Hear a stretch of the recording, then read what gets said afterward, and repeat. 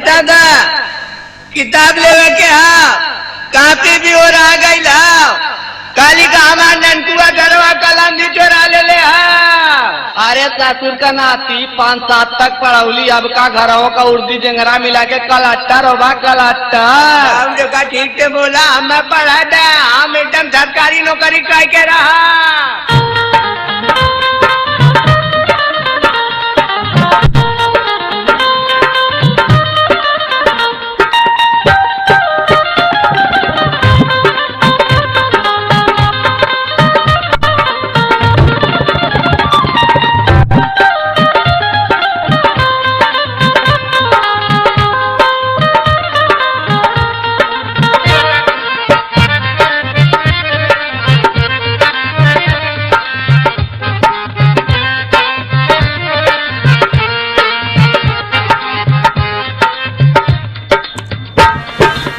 छोड़ी देता निरहू पढ़ाई बच्चवा छोड़ी देता निरहू पढ़ाई बच्चवा लेबा दूठे बकरी जियाई बच्चवा लेबा दूठे बकरी जियाई बच्चवा छोड़ी देता निरहू पढ़ाई बच्चवा छोड़ी देता निरहू पढ़ाई बच्चवा लेबा दूठे बकरी जियाई बच्चवा लेबा दूठे बकरी जियाई बच्चवा।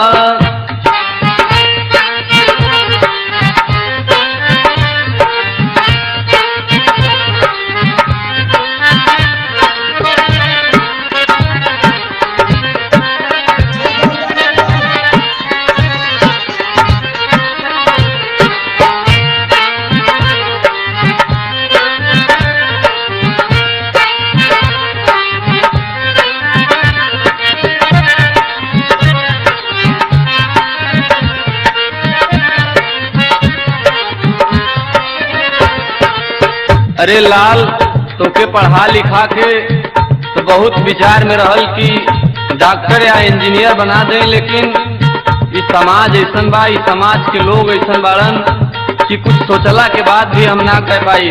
ऐसे मिली ना घूस भी ना तो के नौकरिया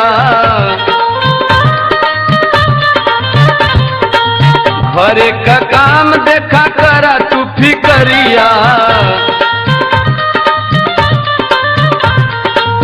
मिली ना घूस भी ना तो के नौकरिया घरे का काम देखा करा तू फिकरिया इतना कहाँ से घुस आई बच्चवा इतना कहाँ से घुस आई बच्चवा लेबा दूठे बकरी जियाई बच्चवा लेबा दूठे बकरी जियाई बच्चवा।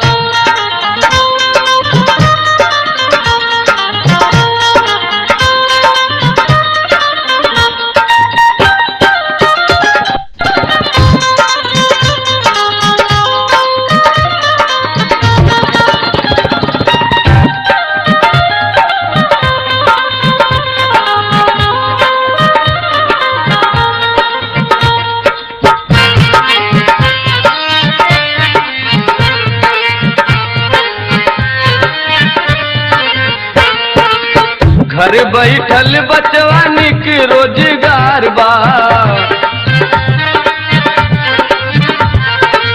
सरहंग भइल मीट मुर्गा के बाजार बा घर बैठल बचवानी के रोजगार बा सरहंग भइल मीट मुर्गा के बाजार बा घरवा से चिकावा ले जाइए बच्चवा घरवा से चिकावा ले जाइए बच्चवा लेबा दूठे बकरी जियाइए बच्चवा लेबा दूठे बकरी जियाइए बच्चवा।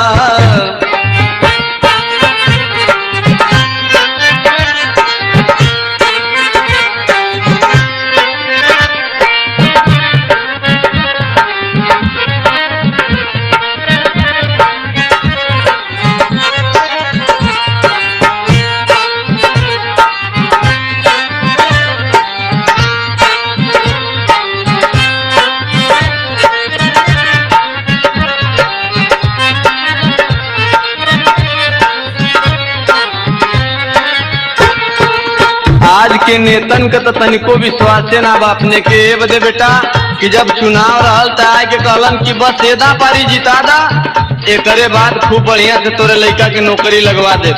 लेकिन जब से चुनाव बीत गई तब ले नेताजी के थाहे ना चलल। कहल लगाई नौकरी नेताजी चुनाव में,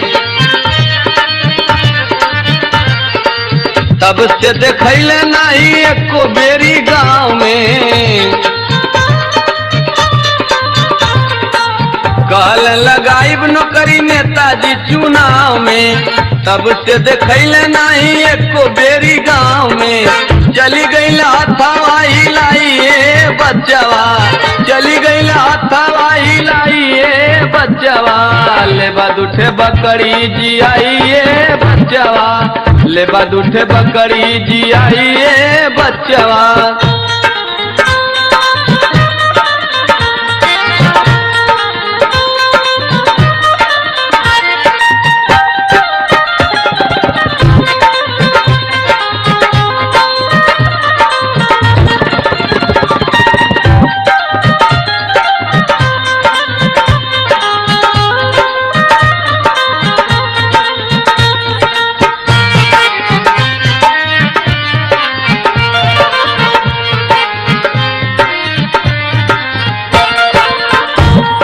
ओके बेटा बकरी ये खातिर जियावे कहती कि इससे बढ़िया हमारे दिमाग में कोनो रोजगार ना आवे से कि कुछऊ खा के बिता लेनी, अगर मौका पर जला तो लकड़ी उकड़ी भी चबा के अपन बिता लेनी।